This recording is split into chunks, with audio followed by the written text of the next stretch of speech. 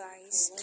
Ito guys, ang product sa sinasabi natin na empowered women. Tingnan nyo guys kung anong materials. Ito lang, mga plastic. Plastic lang yan siya guys. Tapos kinulayan nila, nilagyan ng kulay. Ayan. Andito sila. Dito yung mga women's dito sa amin na magawa sa mga. Ayan! Oh, wow! Wow, napaka-nice. At saka may pay-pay. May pay-pay. Oh, wow. Tingnan nyo yung pay-pay guys. Tapos may ano ang tawag.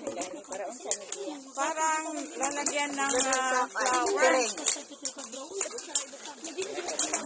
Parang basket. Oo, ang ano niya, ang tema parang basket.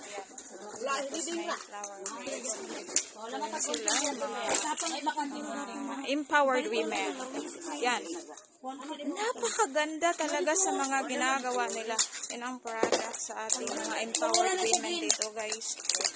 O, tingnan nyo. Tingnan nyo. Yari lang ito sa mga waste, sa mga plastic waste. Tapos kinulaya nila. Yan. Wow, napakaganda.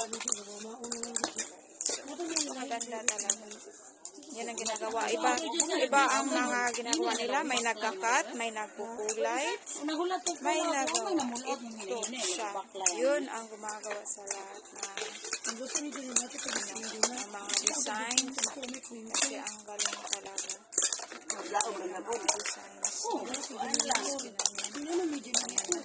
Pinakat ng ganitong sizes. Ganitong sizes siya. Tapos nilagyan ng